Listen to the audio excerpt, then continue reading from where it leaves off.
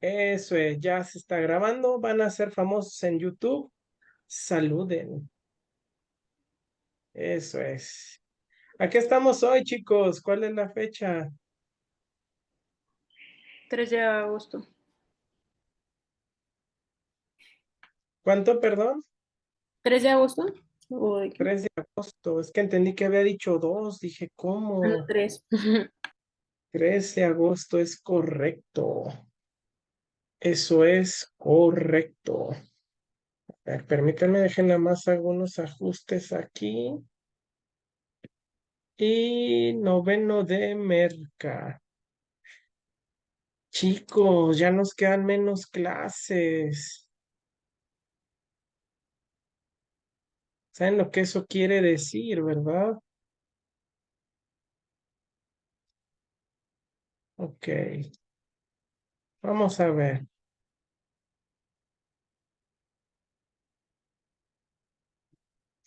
Muy bien, entonces Armendáriz Juan Daniel, Auces Presente. Marco Alejandro. Juan Daniel sí vino. Sí, profesor. Auces Marco Alejandro. Presente, profe. Castillo Osvaldo. Presente, profesor. Contreras Angélica Yajaira. Escobar Arlet Guadalupe. Presente. García Diana Areli. Gutiérrez Carlos Arturo. Hernández Giselle. Presente. Mendoza Daniel. Presente. Navarrete Edgar Andrés. Venegas Juan de Dios. Y Villalobos Omar. Presente. Presente, profe, perdone. ¿Es Juan de Dios o Edgar? Arturo. Arturo. Arturo, ¿cuál? Ah, Gutiérrez. Gutiérrez. Y Villalobos, ¿verdad? Sí. Ok, se queda guardado. Y listo. Muy bien, chicos. Por ahí tenemos una actividad pendiente para el día de hoy, ¿verdad? Pero para eso, pues, un anuncio bien importantísimo.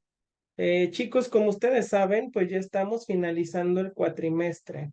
Entonces, el día de hoy será liberado el examen final. Para eso del examen final, pues tendremos que estar preparados. Yo sé que ustedes están más que listos. Yo sé que ustedes ya se saborean el hecho de poderlo responder. Pero pues vamos a hacer esto. ¿Cómo ven si de una vez lo abrimos para que ya lo hagan? O mejor hacemos un repaso primero. Un repaso, profe. Concuerdo, Repaso concuerdo. primero. ¿Está de acuerdo? ¿Quién levanta la manita? ¿Quién está de acuerdo? Un repaso. Sí. Sí, profe, Daniel, un repaso. ok. Pero solo veo una manita levantada y ya la bajaron, o sea que no. Ah, Daniel la volvió a levantar. Giselle, solo dos manitas levantadas, no puede ser. Disculpa, A profe, es que ando ver, trabajando. ok. Yo no sé cómo se pone la manita. ¿A quién reacciones le da? Yo puse todo, pachanga, manita, todo. No le faltaba el chamaquillo asustado. Bueno, chicos, entonces, pues ya lo hemos decidido, ya han hablado. Vamos a empezar con el repaso. La cuestión es que, pues el repaso es de todo lo que se vio, porque como ustedes recordarán, pues Osvaldo. Sí. No, no me sale, pero bueno, está bien. Sí. Vamos a hacer repaso porque en efecto, pues tenemos varios temas pendientes y sobre todo les tengo que ir diciendo cómo va a ser el examen para que usted eventualmente lo pueda responder.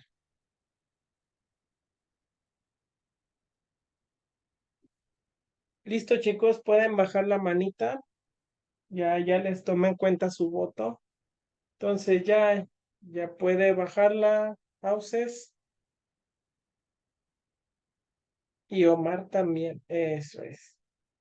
Muy bien, chicos. Pues ustedes decidieron hacer el repaso, sabia decisión, pero yo creo que ustedes sin necesidad de hacer repaso pueden sacar 10, pero bueno, ¿quién soy yo, verdad? ¿Quién soy yo para cuestionar? Entonces, pues vamos a ver.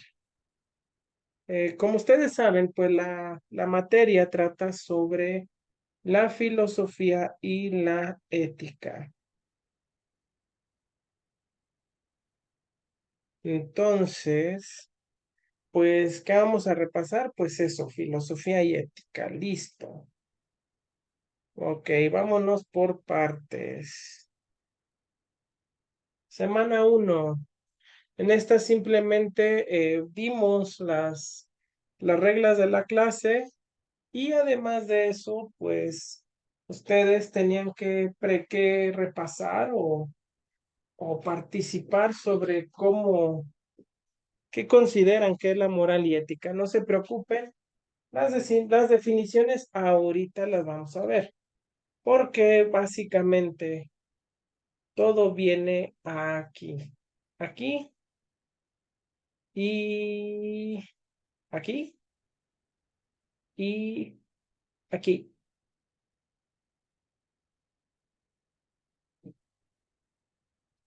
Primer apartado, vamos con el libro, capítulo 1, si mal no recuerdo. Un libro muy bonito, una florecita muy bonita. Vamos para abajo. Capítulo 1, moral y ética, fenómeno social y teoría filosófica. Lo que plantea pues este documento, ese capítulo, va en función de entender primero y distinguir cuáles son las diferencias que pues nos hacen entender o dimensionar de una forma distinta la ética y la moral. Entonces, primero nos da una introducción, nos habla de que pues ambos contextos, ambos conceptos van muy de la mano pues de teorías filosóficas, tienen que ver con las filosofías y nos da el marco de referencia de que cada que ha avanzado el pensamiento filosófico, pues también el pensamiento de la ética. Y de ahí llegamos al acercamiento a la moral y la ética. En esta unidad 1 vimos, o bueno, en este capítulo vimos unidad 1 y unidad 2.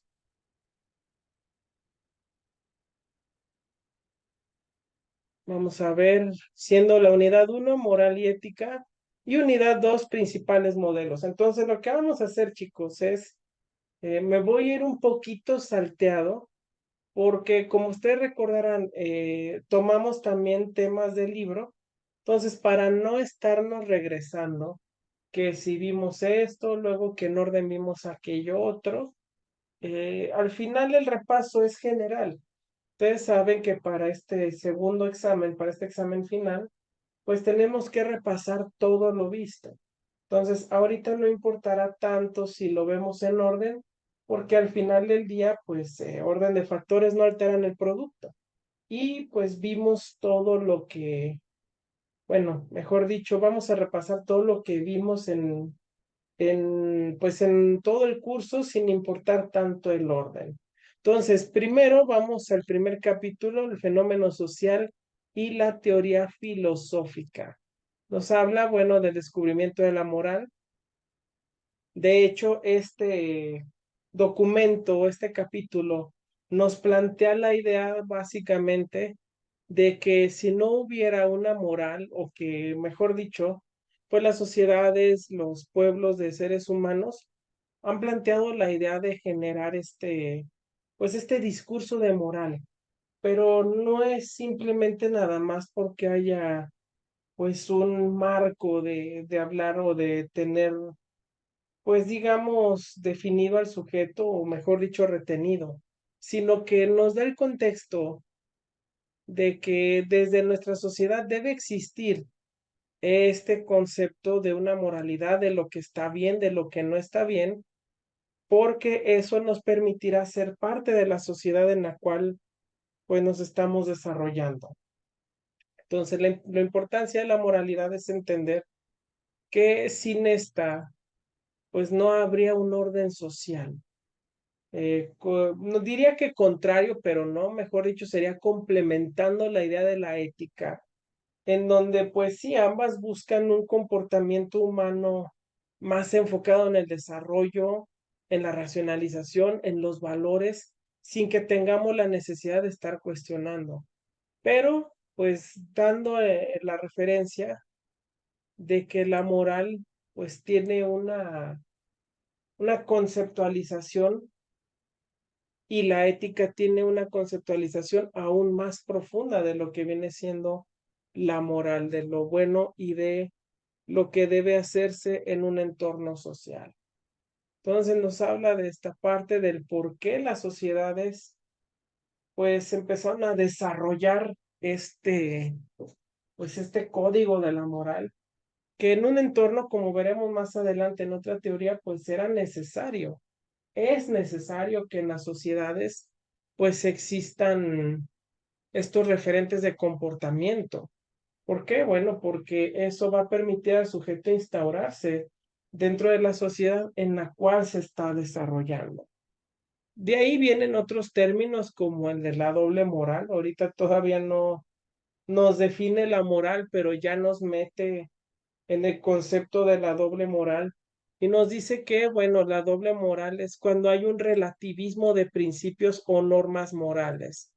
Esto de relativismo haciendo énfasis e hincapié en que en un momento nosotros podemos conceptualizar algo como bueno, malo o correcto, pero dependiendo de las circunstancias y de la sociedad en la cual nos estamos desarrollando, pues va tomando un tono más ambiguo y a veces hasta con intereses antagónicos.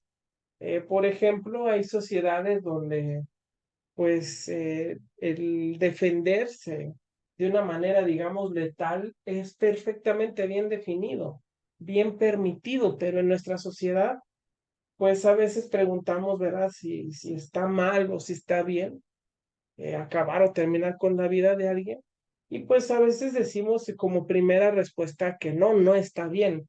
Sin embargo, si nos ajustamos a las reglas de la sociedad que lo permite, nos daremos cuenta que solamente lo permite como una manera de autodefensa, solamente para preservar la vida. Y es ahí donde entra la doble moral, donde lo que nosotros conocemos como correcto, pero que en ciertas ocasiones, ya sea por cuestiones sociales, trascendentales, inclusive pues culturales, podemos jugar con esos sentidos de rectitud que podemos haber desarrollado.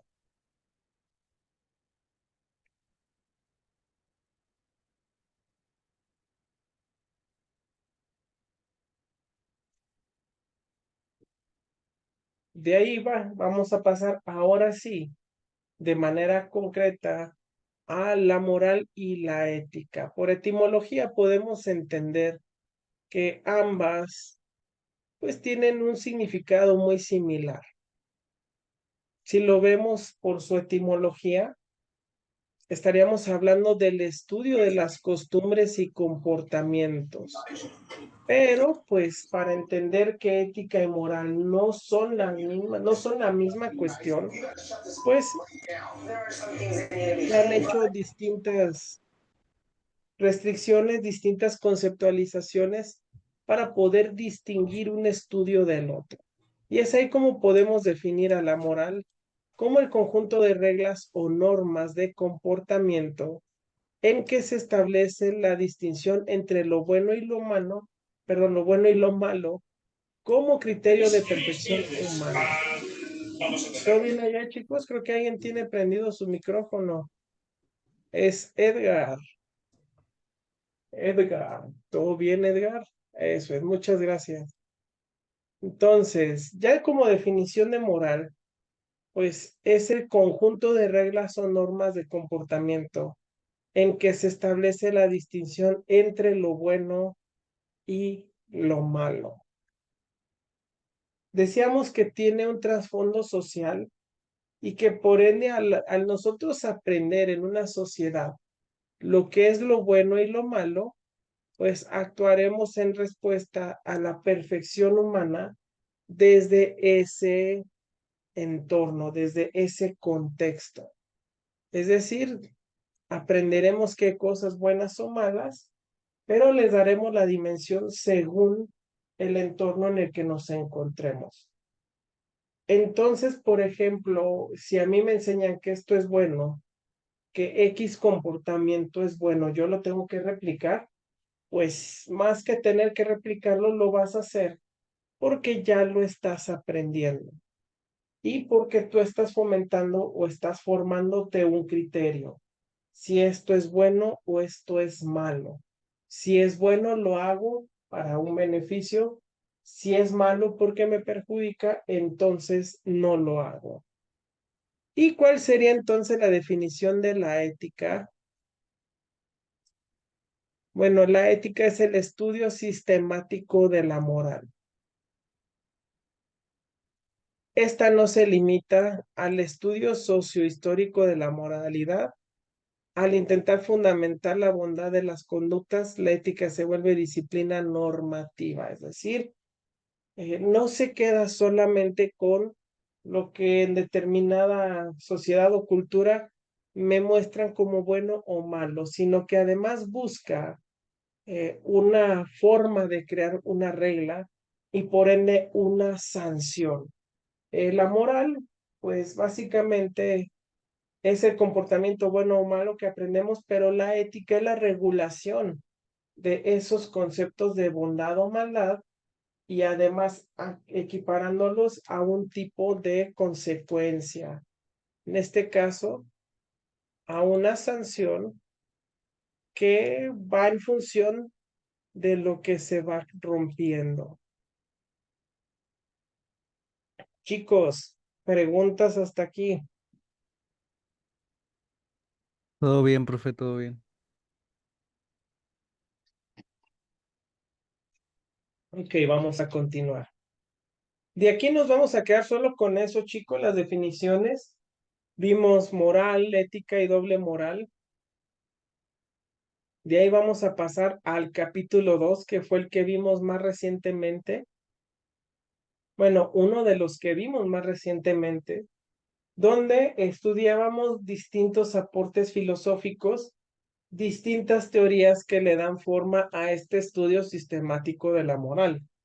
Entonces, podíamos ver modelos de la ética propuestos y pues tipos de filosofía que desarrollan este pensamiento ético.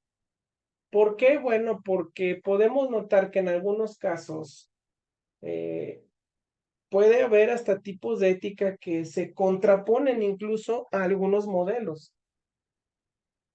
Perdón, eso quiere decir que entonces hay varios modelos de ética, pero yo aquí lo que les comento es, no se trata de tomar el modelo de ética que a mí más me convenga, sino tomar aspectos justificativos de los distintos modelos de ética para crear un criterio que se haga uniforme en la aplicación de la ética. Por ejemplo, hay conceptos que vienen desde el epicureísmo, desde el estoicismo, desde la ética de Kant y de todos los modelos de la ética de Marx. Hay situaciones, hay cosas muy precisas del concepto de ética que ellos nos comparten que podríamos tomar para un criterio de ética más grande. Recuerden que al final lo que busca la ética es ser una cuestión netamente formativa. Entonces, si aplicamos todo, o bueno, la mayoría de las bases de los estudios de la ética, entonces vamos a encontrar una ética más fundamentada y argumentada. Recuerden que cuando hablamos de tipos de ética, modelos y de aplicaciones, también hacemos referencia a tipos de filosofía. Entonces, primero vamos con la ética de la virtud o ética de las virtudes, y esta pues va enfocada en distintas tradiciones, pero sobre todo se enraiza su comportamiento en el modelo del hombre virtuoso. Como lo dice su título, ¿verdad? Su propio nombre. Este modelo de ética hace alegoría al ser humano como un ser racional y virtuoso. Entonces, la máxima aspiración de todo hombre consiste en llegar a la felicidad, como dice la película, en buscar ese momento de felicidad, que no puede encontrarse en Dios, sino como fin último en la vida humana. Y esa felicidad se alcanza mediante el ejercicio de las virtudes. Esta ética se respalda en la filosofía clásica de Sócrates, Platón y Aristóteles, donde nos dice que desde nosotros de manera interna, nosotros desde adentro, desde cómo somos, ya venimos marcados con un pensamiento o bueno, más que con un pensamiento, con rasgos virtuosos. Nos dice que apela a que nosotros ya tenemos pues ciertos tipos de comportamientos y que eso precisamente nos hace que ya tengamos las decisiones más adecuadas y que las vayamos desarrollando.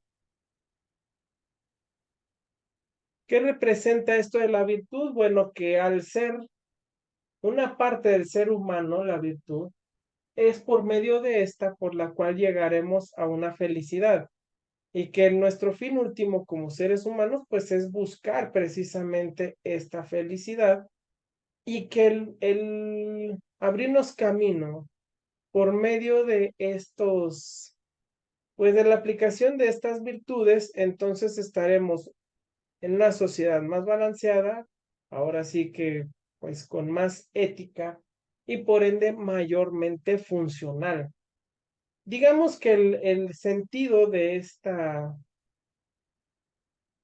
pues el sentido de este modelo de la ética es que pues nosotros como personas, eh, al momento que queremos lograr nuestra felicidad, pues nos propone que lo hagamos a partir de esas virtudes que ya tenemos marcadas. Y para entender esto, porque entiendo que lo me dirán, pero profe, ¿eso qué tiene que ver? ¿Cómo yo puedo ser feliz si no soy virtuoso? Un ejemplo de la función de esta filosofía es cuando dicen, inclusive no sé si a ustedes les haya pasado, ¿verdad? Pero hay situaciones en las que hay gente que ayuda a otras personas, que les da algo, que les hace un favor o que simplemente pues está ahí, le da algo a una persona que no conoce y pues queda esa satisfacción de haber podido ayudar a otra persona. No sé si a ustedes les ha pasado eso, que al momento de que ayudan a alguien, pues ya están, bueno, no ya están, sino que les genera un grado de satisfacción. ¿Les ha pasado, chicos, o no hay nada de eso? Sí, profe. ¿Sí? ¿Sí lo ha hecho? ¿Que ha ayudado y se siente satisfecho? Sí, ¿Seguido, no tan seguido? Dice seguido. pues no como quisiera, pero sí. Ok, fíjese lo que dicen, no como quisiera, que lo mejor de usted nace querer hacer más cosas. pero pues ayuda a las personas de la manera en que usted puede hacerlo, ¿no? Así es. Ok, pues eso es a lo que apela la ética de las virtudes, que usted ya tiene esa predisposición y que va a actuar de manera correcta porque usted decide hacerlo, porque tiene esa virtud, que no es necesario que le impongan, que lo estén persiguiendo, ¿verdad? Para que usted, pues, actúe, sino que ya nace de usted. Ese es un ejemplo de este tipo y modelo de la ética. Preguntas.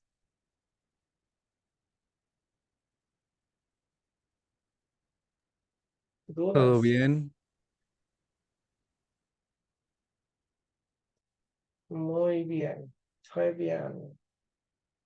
Muy bien, Mesamí. Entonces, de ahí brincamos de la ética de las virtudes, modelo que corresponde justamente a la filosofía clásica, a otro apartado que va de la mano y que pues lo complementa. Bueno, ese era el neoplatonismo, pero me adelanté un poco. Vamos a otro modelo un tanto peculiar que es la filosofía de Epicuro. Este modelo de la ética nos aporta pues la noción de, pues nos da la noción de que el placer está justamente en, como dicen por ahí, en los pequeños momentos, en los pequeños, en las cuestiones pues netamente físicas y hasta digamos en cierta manera pues banales, pero que el secreto es en medir el comportamiento. Esta ética nos habla así de que, a diferencia de la virtud, donde nos habla de los buenos valores y de que para alcanzarlo viene desde nosotros mismos, aquí nos dice que el valor no solamente es algo, pues, filosófico, sino que va también enraizado en la tendencia al hedonismo, al placer. Pero la cuestión con este postulado de Epicuro es que en efecto hay una cuestión netamente materialista en lo que es el manejo del placer, de la ética y del comportamiento. Pero nos dice que una vez que un placer corporal se va manejando de manera desmesurada, se va pues transformando en algo más complejo, deja de entonces ser placentero, ya que lleva también ahí una mezcla de sufrimiento de manera eh, pues oculta, podemos decirlo, ya que si sucumbimos a solamente de manera burda querer satisfacer y generar placer, pues eventualmente eso nos va a generar un estado de dolor y sufrimiento. De esta manera, la moral que Epicuro nos propone se representa en la búsqueda del placer, pero de forma más calculada, con mayor control y con una madurez intelectual. Es decir, a diferencia de la ética de la virtud o de las virtudes, este modelo de ética nos dice que depende más de cómo manejamos la cuestión de placer y dolor, porque a veces no medimos aquello que nos genera placer y precisamente por eso vamos pues realizando comportamientos pues, no muy agradables, alejados de la ética, de la moral. Entonces nos dice Epicuro desde su ética que lo mejor es tomar una postura más racional, de hacer actividades que no generen una autodestrucción, porque eso también va a repercutir en el estado de ánimo de las personas. De Epicuro vamos al estoicismo, doctrina fundamentalmente de carácter moral. Digamos, varios conceptos del cristianismo vienen de la filosofía del estoico y se reflejan en que el estoicismo haya la comprensión del mundo como un cosmos, un orden universal que está regido por leyes que no pueden cambiar y que también gobiernan la vida humana. Dice que el ideal del hombre consiste en vivir conforme a la naturaleza. De ese modo, el ser humano se adapta al orden universal y consigue, por ende, felicidad. Nos dice que nosotros, como personas, para actuar, digamos, desde lo correcto, tenemos que entender nuestro lugar en el universo, que formamos parte de pues de un orden mayor. Somos parte de un orden mayor y que por ende tenemos que respetar las reglas de cómo funciona el universo. Se adapta el ser humano al orden universal. El camino de la perfección reside en la apatía, que es una actitud indiferente positiva frente a los acontecimientos, es decir, no actúo si yo no puedo hacer algo, pero lo compensa con la ataraxia, que es no dejarse turbar por nada, sea agradable o desagradable, pero también actuar conforme a lo que tenemos, aceptarlo y sobre todo tener conciencia de lo que hacemos.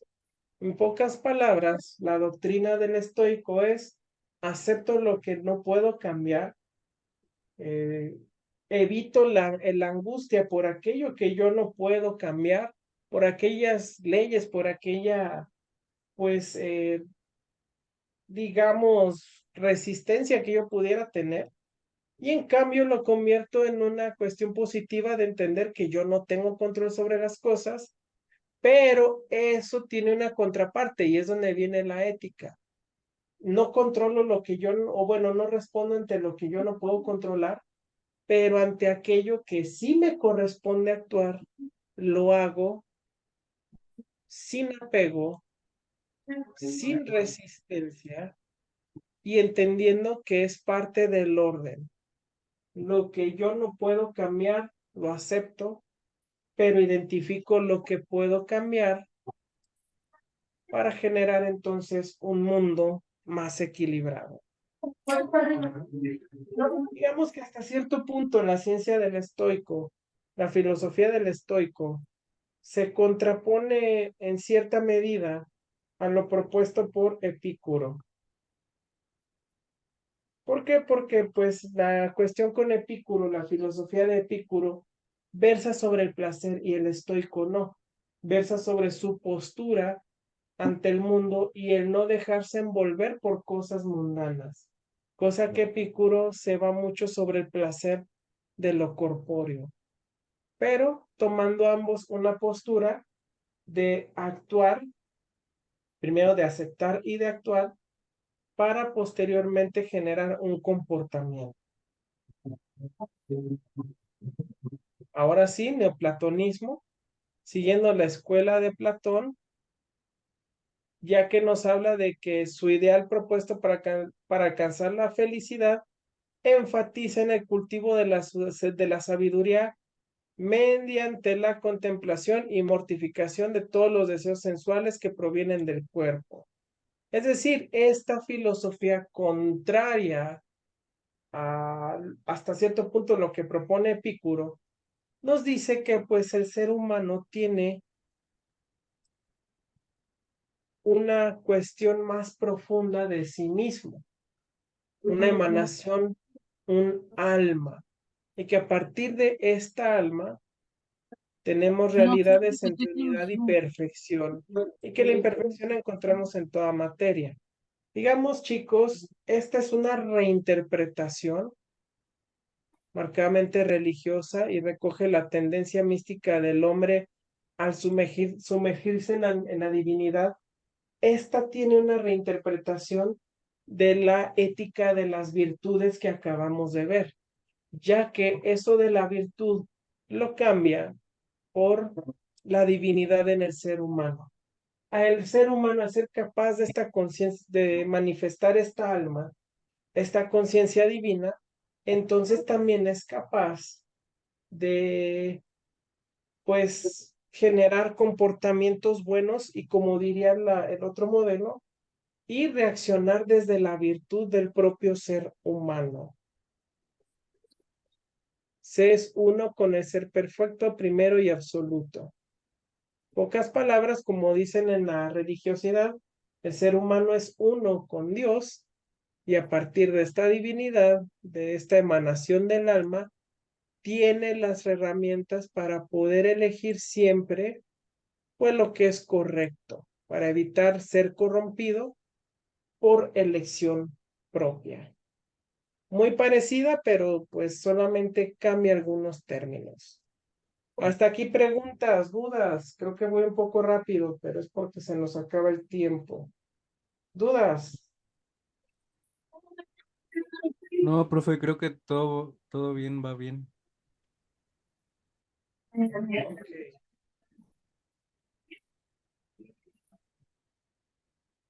Muy bien, entonces vamos a continuar.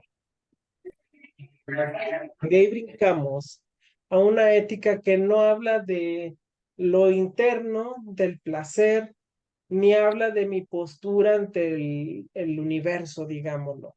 La ética kantiana o del deber es un modelo que más se apega a la moral cristiana teológica moderna y sí tiene cierta influencia del estoicismo, del neoplatonismo, pero lo lleva al terreno de las acciones. No solamente lo que decido y lo que decido por cuestiones de placer, displacer, dolor, comportamiento y demás, sino que lo que hace Kant es elaborar un modelo ético fundamentado en la idea del bien de la naturaleza y la felicidad, pero digamos que llevados no solamente al hecho de actúo como tengo que actuar o realizo las cosas que tengo que realizar, sino que se va al moldeamiento del ser en el sentido de que el ser humano va a actuar sobre una buena voluntad. Es decir, se construye una moral autónoma y formalista cuyo influjo ha sido enorme en la sociedad actual. El hombre encuentra la perfección moral en el cumplimiento del deber por el deber mismo. Nos dice más arriba que la moral o la ética propuesta por Immanuel Kant no se basa solamente en las acciones, sino en la intención de esas acciones. Una buena voluntad. No sé si ustedes han escuchado, ¿verdad? Pero hay un refrán que me recuerda mucho esto, que dice que de buenas intenciones están llenos los panteones, ¿no? Algo así versaba, no sé si se sepan ese dicho. Ah, no, ese lo estoy confundiendo, Sí, pero sí hay una. así va. ¿Sí, sí va por ahí, Sí, Alejandro? sí. Ok, ¿por qué será que dice eso el refrán y Kant nos dice lo contrario?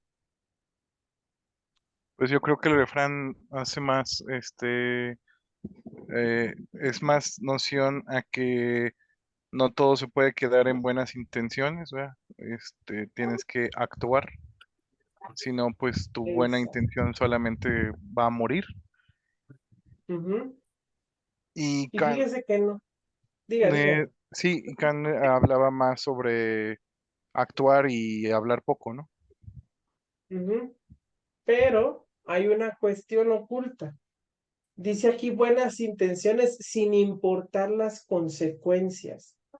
Es decir, dice Kant que su ética va enfocada en el deber porque nosotros tenemos la acción o la capacidad de actuar, de tener la voluntad a partir de la moral de hacer las cosas. Sin embargo, este modelo de ética se contrapone a muchos otros porque viene siendo la ética del bien mayor, como la ética del modelo del tranvía. Perdón, compañera. Frijolito. ¿Dónde está el frijolito? ¿Ese milagro? Ese milagro que les Tiene prendido enseña. el micrófono. Además, déjenme. Así, pero aparte. Bueno, ahorita le digo.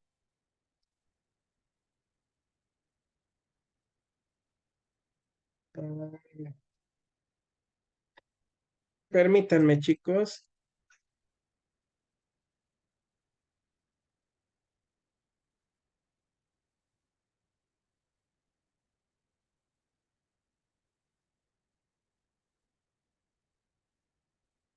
Ahí está.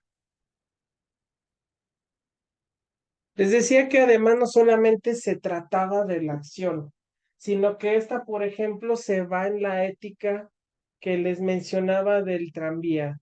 Como dice, digamos que inclusive este modelo de ética, pues se traduce en lo que comúnmente llamamos como si quieres cocinar un omelette, pues también tienes que romper algunos huevos. ¿Y por qué va enfocado en eso la teoría de Kant? Porque nos habla de buenas intenciones y nos dice que podemos incluso tener acciones que vayan en contra, que repercutan de mala manera, pero que lo que importa es la buena voluntad de la acción.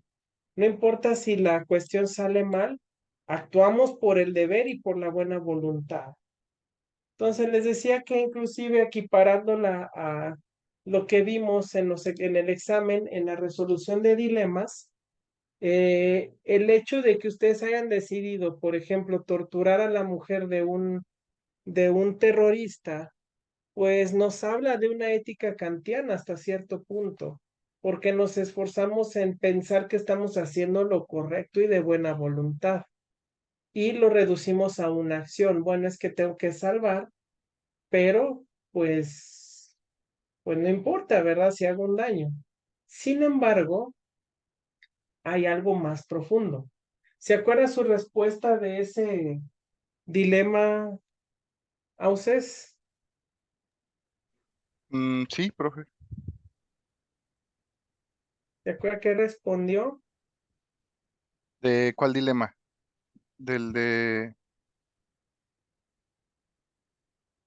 Sí, del terrorista que había dejado una bomba y que su Ah, mujer iba...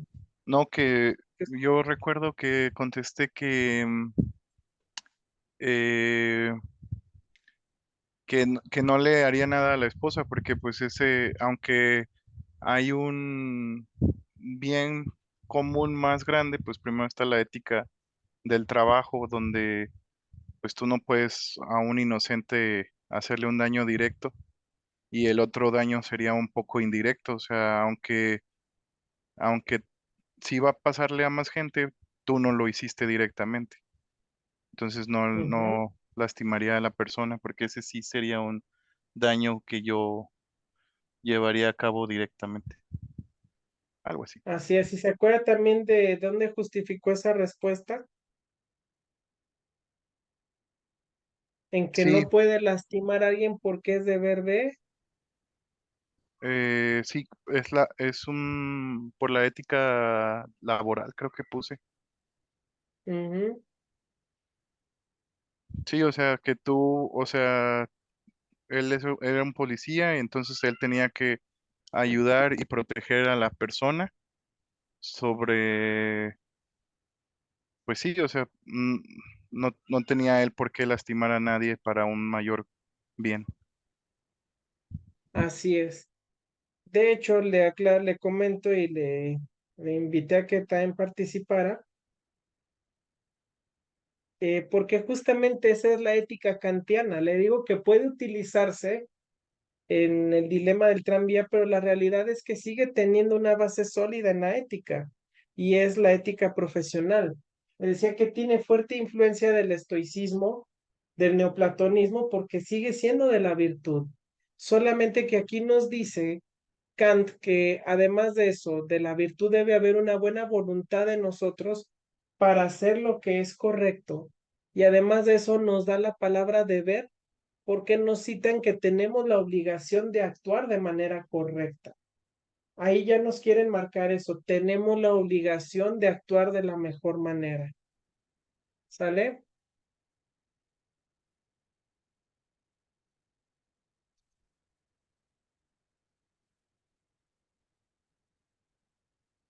Utilitarismo, más que modelo de ética, es más modelo de la moral, pero igualmente nos lo muestran aquí. Nos dice que es una corriente que nace del carácter pragmático anglosajón y logra sus mejores ideólogos y su máximo desarrollo en Inglaterra. Su primer autor fue Bentham y nos dice que la conducta debe regirse solo por el interés. Toda sabiduría moral consiste en un Profe, perdón que lo frío interrumpa. cálculo de intereses. Es ¿Cómo? ¿cómo? Utilitarismo. Ok, gracias. Utilitarismo. Por nada, esta contraria a los modelos anteriores nos dice que estamos movidos a hacer lo correcto, pero porque, digamos, estamos aspirando a que se nos dé algo más, a que tengamos una ganancia de ahí. El utilitarismo nos dice, si algo es bueno, se hace.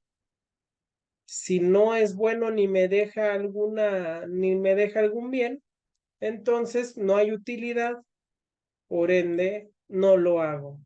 Nos dice además que este modelo se utiliza en la ética actual precisamente por esa corriente, porque actualmente el pensamiento humano va más enfocado en eso. Si algo me produce placer, entonces es algo útil y bueno. Si es bueno y útil, entonces lo hago. Si mi interés va enfocado en otras cuestiones, entonces no me resulta algo bueno, no me resulta algo útil, entonces no lo voy a hacer. Inclusive hay teorías, ahorita se me fue el nombre de esta persona, de esta teórica, que nos dice que inclusive el hecho de que una persona sea altruista es por una cuestión utilitaria, porque nos dice que inclusive aquel que hace un sacrificio es porque va a ganar algo. Si va a ganar algo, lo hace, si no, entonces no se hace. De ahí brincamos a un modelo de la ética un tanto desconcertante para muchos. Inclusive se puede decir que pues es hasta polémico, es propuesto por Friedrich Nietzsche, el padre del nihilismo, de la filosofía del nihilismo y la aniquilación, y nos dice que pues el ser humano está en dos clases, está dividido en dos clases. Una de estas clases, bueno, cada una se divide por actitudes hacia el entorno y que una de estas es la clase de los débiles y otra la clase de los poderosos. Los débiles son personas pues mediocres de rebaño, incapaces de pensar por sí mismo y que necesitan una sociedad para vivir en orden jurídico. Es decir, que la persona solamente hace lo correcto porque está viviendo en sociedad y porque la sociedad se lo impide. Si no, entonces no haría nada. Pero en cambio está el hombre poderoso, escaso y solitario, que para este tipo de persona llamada el superhombre, no necesita que la sociedad le diga qué es lo que va a hacer. Dice inclusive que el hombre poderoso está más allá del bien y el mal porque va más allá de lo conveniente a nivel social. Recuerden que en muchas sociedades las personas hacen las cosas solo por el pensamiento de que va a haber un castigo. Nietzsche lo que nos dice es, el superhombre no necesita que lo amenaces con un castigo. Él va a elegir actuar de cierta manera porque ya está en un nivel de pensamiento superior. Por eso es el superhombre, porque elige hacer las cosas, pero por una supremacía moral que ya lleva concebida. Es cuando decimos, bueno, es que en ciertos lugares te dicen que seas bueno, pero porque va a haber un castigo. El superhombre no, el superhombre decide hacer lo correcto, pero porque ya está en su sistema de valores. sí lo menciona de una manera un poco, pues, digamos, nefasta, por decirlo menos, pero lo que hay que rescatar de la ética de Nietzsche, del superhombre, es que en su punto de vista, el ser humano puede evolucionar a actuar de la manera más correcta posible, pero sin necesidad de que se le imponga que lo hagan o que no lo hagan. Entonces, para Nietzsche, el ser humano puede aspirar a ese ideal. La cuestión solamente es, pues, si decide o no. Si no decide el ser humano, entonces quiere decir que es un hombre débil y necesita de cierto impulso moral. Pero si decide por sí solo, entonces Nietzsche lo cataloga como un superhombre. De ahí vamos a la ética marxista, que pues nos habla de la gran parte de la humanidad perteneciendo al bloque de los países comunistas. Bueno, esto ya sabemos que no es, pues es una ideología que actualmente no sé si ustedes se han dado cuenta, pero pues está muy en boga en el sentido de que pues en algunos lados la ven como lo peor del mundo. Yo les digo, sí, en efecto, el comunismo no ha ayudado mucho como una economía, pero aquí hay que decir esto, tiene aspectos importantes que hay que reconocer. Y en la ética marxista nos habla de la alienación como algo negativo, constituyendo la fuente y la máxima expresión de la deshumanización. Esta alienación viene cuando el ser humano, cuando el hombre, el trabajador, que da su fuerza de trabajo, pues no obtiene la recompensa que debería tener.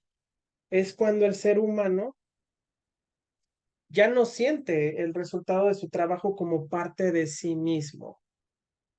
Nos dice que la alineación de carácter económico en el trabajo afecta enseguida los ámbitos de la cultura, derecho, religión y moral. El hombre se desapega de todo lo que cree. Entonces, está alienado cuando orienta sus aspiraciones según falsos ideales creados por la burguesía solamente. Es decir, que el hombre se aliena de su idea cuando se aliena la de su jefe. Sí, ya sabemos, para Marx todo lo que es capitalista es malo, malo, malo, pero no necesariamente es de esa forma. Lo que sí es que nos pone en contexto de la alienación como un factor que hace que el ser humano ya no pueda pues acceder a situaciones de goce y de reconocimiento. Entonces la ética y la moral marxista son más revolucionarias en virtud de la solidaridad, sacrificio y el trabajo colectivo. Pocas palabras, su idea de la ética descansa en la igualdad de oportunidades y de las personas en el trabajo. ¿Hasta aquí alguna duda? Sí, pero solamente es laboral esta igualdad o también en Sí, otros ámbitos. también en otros aspectos, le digo que habla también de ideales religiosos y de felicidad, pero por desgracia Marx se iba mucho por la cuestión de la economía. Para Marx todo lo que era capital o burguesía, pues era lo malo. Digamos que lo más malo que había en el ser humano era la burguesía. Toda aquella persona que tenía negocio para Marx era el veneno de la sociedad. Y la religión apoyaba los ideales capitalistas. Entonces, pues nos habla, digamos, la ética marxista en la liberación y la confrontación de esas ideas. Ok, profe, muy bien.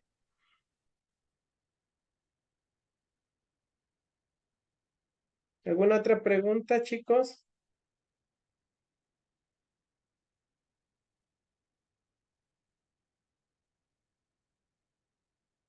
preguntas.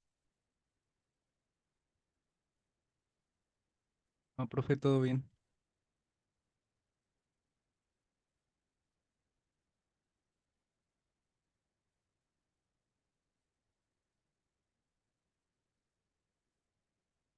De ahí dijimos que no nos íbamos a meter en otra ética. Entonces, no miento, la axiológica, así es cierto.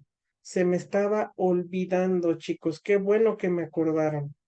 La ética axiológica se opone a la ética kantiana desarrollada en el siglo XX, ya que se preocupa más por el contenido que por la forma. Se trata de una corriente que deja de lado el valor puesto central en la teoría ética. El valor moral de las personas radica en los valores objetivos de carácter positivo o negativo. Es decir, desde la ética axiológica, decía Kant que, pues aquí lo que contaba era la intencionalidad de las acciones, con qué intención me muevo hacia lo correcto y cómo voy actuando para eso. Pero les digo que hay un hueco que permite que interpretemos que, pues, con que tenga la intención no importa si actúo o no actúo. En cambio, la ética axiológica se opone, pero a la vez es complementaria. ¿Por qué?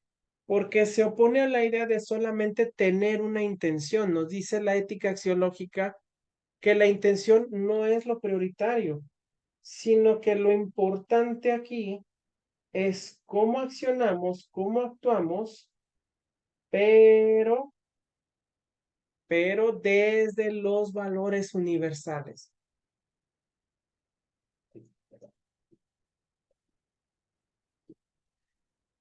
Nos dice este modelo que va en función de los valores que van pues dándole cierta, ¿cómo decirlo? Cierto complemento a la acción humana.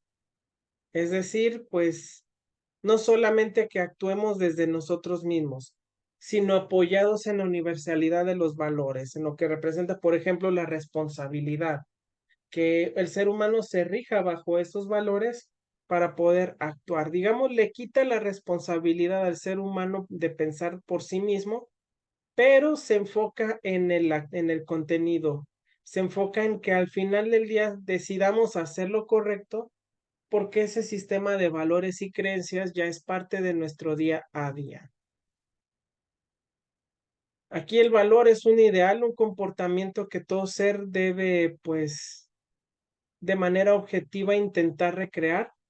Entonces, por ello mismo le quita al hombre la oportunidad o la responsabilidad del libre pensamiento, porque pues el valor ya representa una acción ideal. Entonces, pues, al ser el hombre regido por los valores, entonces nos dice que hay una objetividad, ya que el ser humano no está pensando en su versión de responsabilidad, ni en su versión del deber o de fraternidad, sino que él lo hace de una manera más puntual y con resultados más enfocados en lo que el propio valor nos propone. No sé si queda claro este apartado, esta filosofía de la ética. Sí, profe. Bueno, de aquí ahora sí, de este sí ya es el último, no hablamos ni de la liberación, ni de la comunicativa. Pero de aquí sí nos pasamos a otro apartado. Perdón. De aquí sí nos fuimos al capítulo 9, si mal no recuerdo. Unidad 9, no, 14.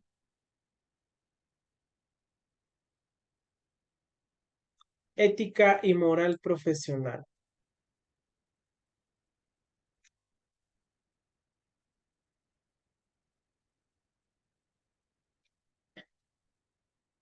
De aquí, pues, rescatar un poco que la ética no se limita a tratar principios generales o fundamentales aspectos de la moral, ya que la ética profesional va enfocándose en la ética aplicada, que en cierta forma podemos entenderla que sería la ética normativa.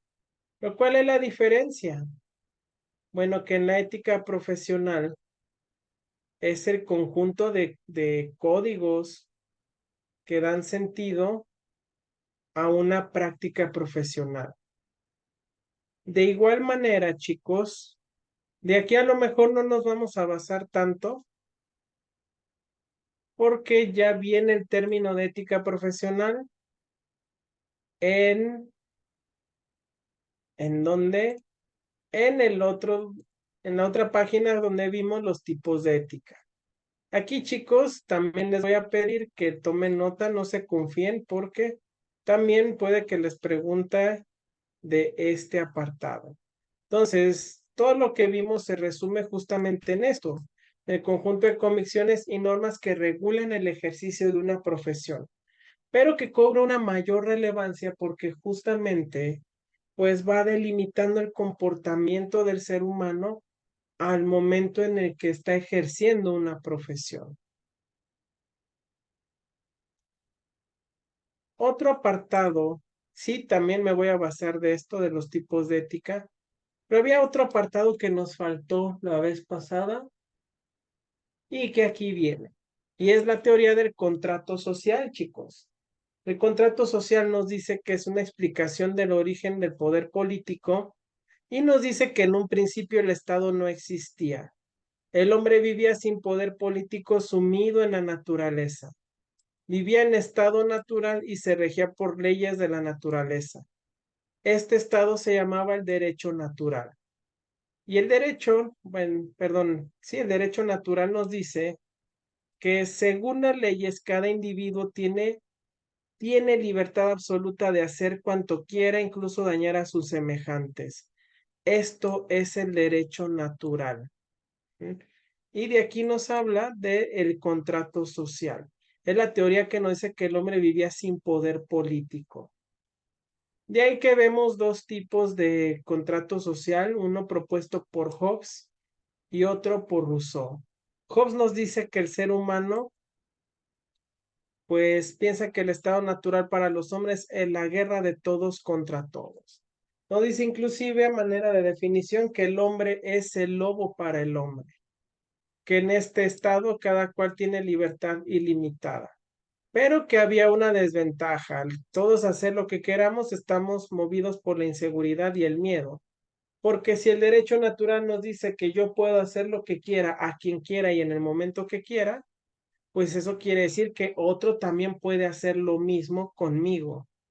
Entonces, Hobbes dice que el hombre se reunió y en virtud de ello renunció voluntariamente a esa libertad ilimitada, pero le cedió a las autoridades, le transfirió al Estado el poder de regir esas decisiones.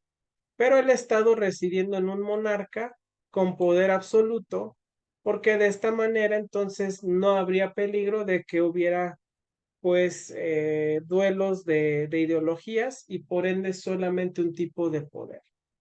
En cambio, Rousseau nos dice que el estado de naturaleza era mejor que el civilizado, ya que el hombre siempre fue un tipo de ser compasivo, ya que se ponía en el lugar del otro y cooperábamos unos con otros.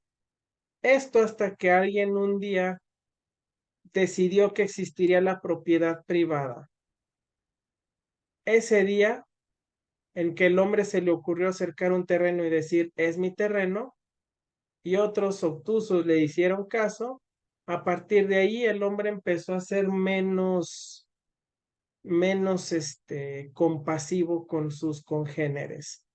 Entonces, pues dijo Rousseau, ya que el hombre notó que se estaba volviendo decadente, pues para evitar ciertos problemas y pleitos, pues renunció a ese estado natural, a ese derecho natural, y pues le dio el poder de la decisión, de la toma de aplicación de normas a otros seres llamados Estado, pero que pues se componía de varias personas ese Estado. A diferencia de Hobbes, donde nos dice lo mejor era que un solo hombre tuviera el poder, Rousseau nos dice no, aquí se dividió el poder entre muchos más para que no hubiera facilidad de corruptibilidad.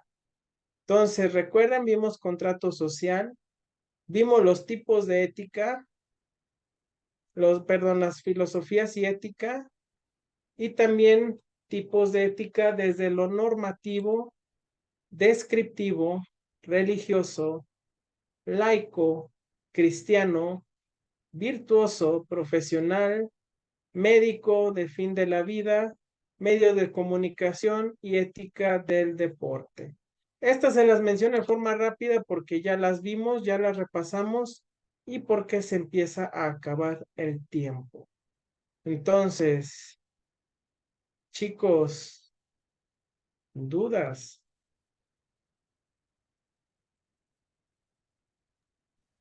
Yo sí, profesor, sobre el examen, va a ser como la vez pasada que nos puso algunos ejercicios donde nosotros vamos a tener que eh, pensarlos y ver cómo los resolveríamos. Sí, Ok. de hecho, sí. ¿Y estos ejercicios son más sobre las mismas éticas que vimos la otra vez o son más sobre el, pues lo último que vimos que fueron la ética del superhombre y la kantiana y esas cosas? De hecho, qué bueno que pregunta, porque inclusive en estos nuevos que vimos también viene la ética de la virtud, si se da cuenta, la ética del deber viene siendo la ética profesional o normativa. Entonces, respondiendo a su pregunta, va en función de los segundos modelos que vimos. Son Ok. igual algunos dilemas morales que van a ver ustedes ahí un video.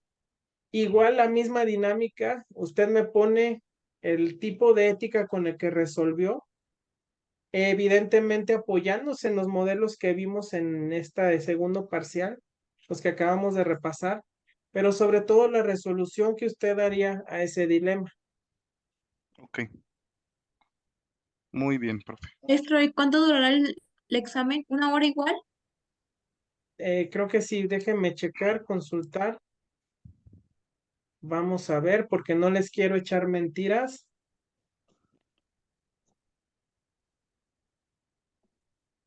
Sí, mire, una horita. Va a durar poquito, pero lo suficiente. Nos dice que estará disponible a partir de hoy, 3 de agosto, 8:30 de la noche, es decir, en unos 14 minutitos, pero se cerrará el domingo 6 de agosto a las 11:59. Ya saben, chicos, yo les sugiero no se esperen a las 11:59, háganlo antes y les doy un tiempo razonable porque les comento, son cerca de 35, 40 preguntas donde están justamente la resolución de dilemas morales, pero yo les sugiero esto, o bueno, más que sugerencia es un comentario.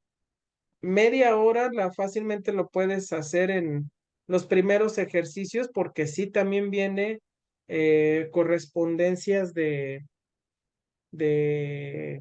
opciones, digamos, relacionar columnas, se llama ese tipo de pregunta.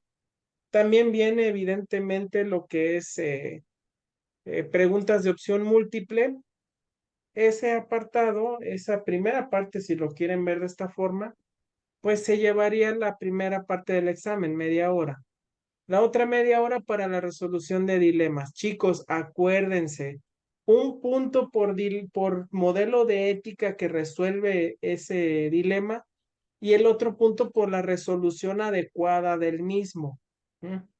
No es nada más cómo lo resuelvo rápido y ya, no.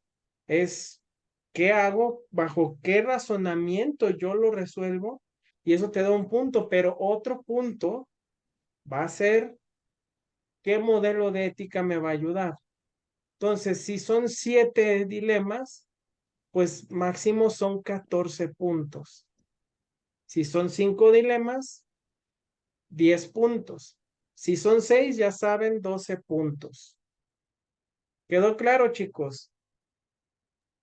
Sí, profe. Entonces quedamos que era sobre la ética que vimos en el segundo, ¿verdad? Sí, la resolución más Sí, enfocada en los modelos que vimos en segundo parcial.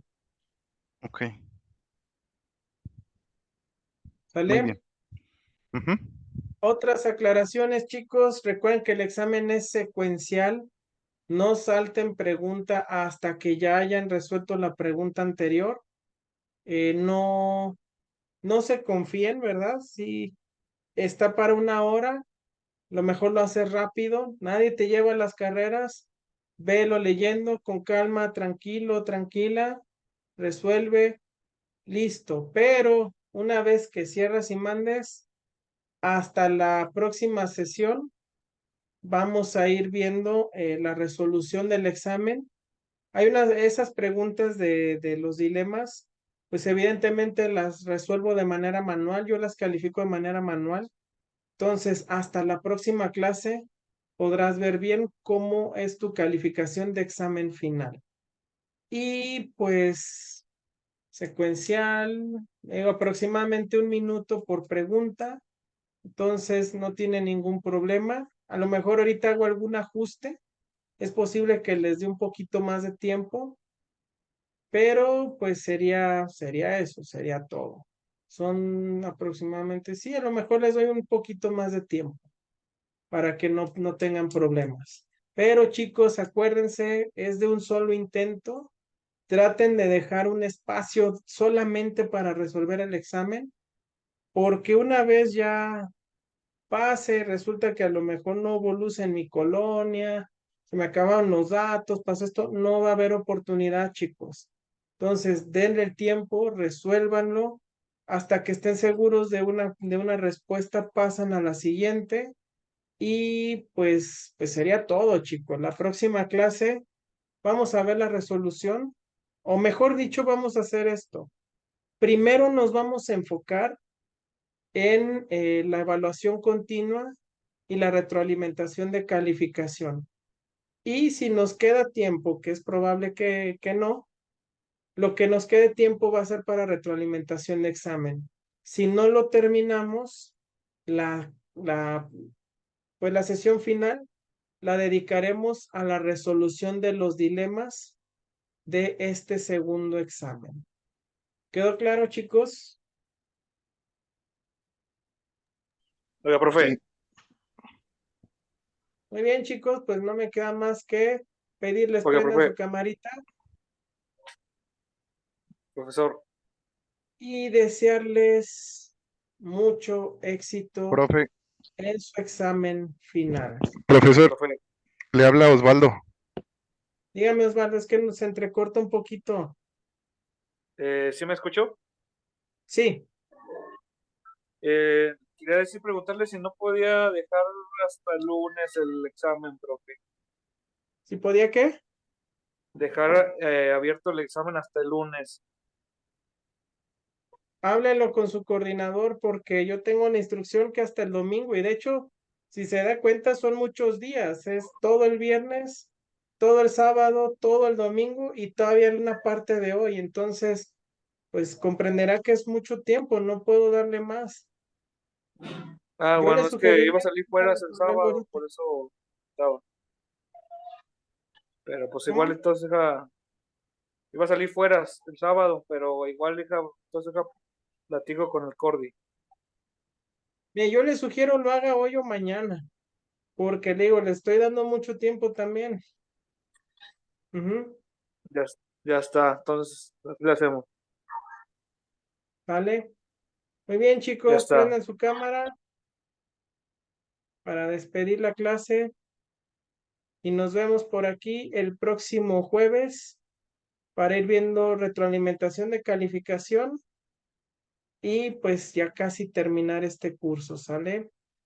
Entonces, chicos, que tengan muy bonita noche, excelente fin de semana y nos vemos por aquí el próximo jueves. Mucho éxito.